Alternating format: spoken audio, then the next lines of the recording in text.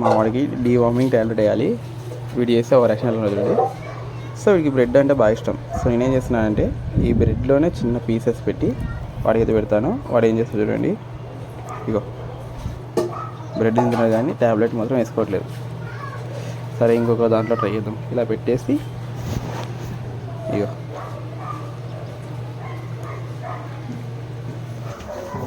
ఇగో tablet గట్టనే ఉంది.